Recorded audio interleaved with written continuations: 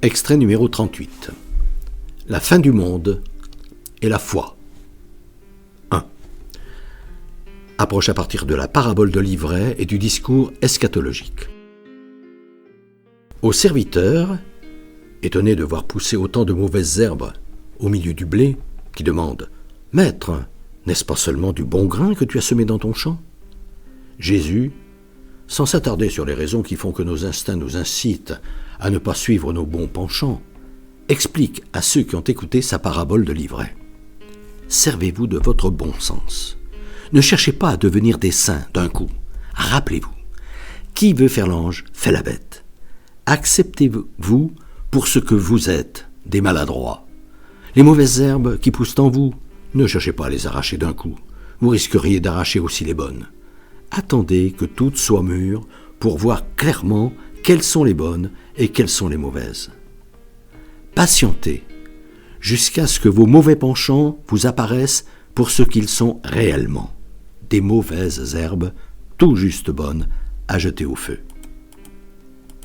Prenez le temps de les repérer, puis rejetez-les comme mauvaises. Alors pourra émerger de vous l'être dominé par sa spiritualité, le Fils de l'homme qui sommeille en vous, l'homme, le vrai, que vous êtes appelé à devenir. La fin du monde, c'est ce moment-là, quand vous jugez pour ce qu'elles sont, vos tentations, et avez décidé de les refouler définitivement. Quand vous avez choisi de vivre et, en conséquence, ne prenez plus que la bonne décision de vous guider sur les valeurs divines que vous indique le Créateur par vos consciences. Quand vous vous êtes engagé de façon irréversible sur ce chemin, car c'est ce chemin-là qui mène au vrai bonheur. Mais la fin du monde peut être aussi le chemin qui mène dans la mauvaise direction, celle de l'assouvissement, de la passion, du paraître et du pouvoir. C'est l'heure qui, en dépit des apparences, font de vous des morts vivants et conduisent à votre malheur et à celui des autres. Énoncé autrement, la fin des temps est ce moment où sont effectivement jugés les vivants et les morts, où chacun choisit entre vivre vraiment ou bien n'être qu'un mort vivant qui se contente de donner aux autres et à lui-même l'apparence d'être vivant, qui ne vit pas, mais fait semblant de vivre. Ce moment, quand les uns choisissent de se laisser guider par leur spiritualité, ce qui est la solution du vrai bonheur, et les autres de délibérément délaisser les valeurs qu'ils détiennent au fond de leur conscience saine pour leur préférer les plaisirs éphémères, ces ersatz du bonheur, n'en déplaise à celles et ceux qui s'imaginent que la fin du monde est le jugement de toute l'humanité à la fin des temps, comme l'a représenté Michel-Ange à la chapelle Sixtine au Vatican. Il en va de même des bourrasques que la vie nous réserve.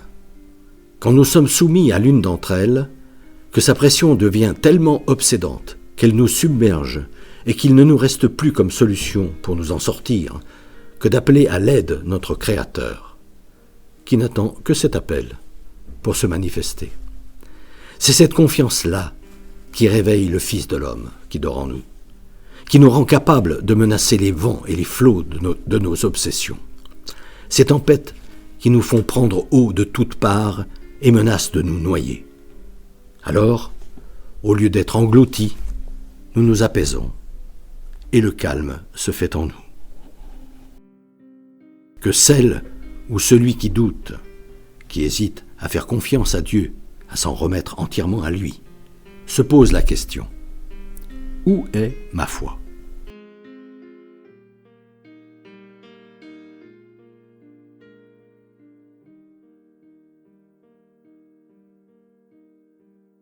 Depuis des années, environ une fois par mois, j'envoie une lettre d'information spirituelle à tout mon carnet d'adresses. Le thème du moment est, depuis janvier 2019, être chrétien, ça veut dire quoi ? Si ce sujet vous intéresse, n'hésitez pas à me transmettre votre mail, en vous contentant d'indiquer auditeur YouTube, vos noms et prénoms, et éventuellement votre numéro de téléphone si vous souhaitez me parler.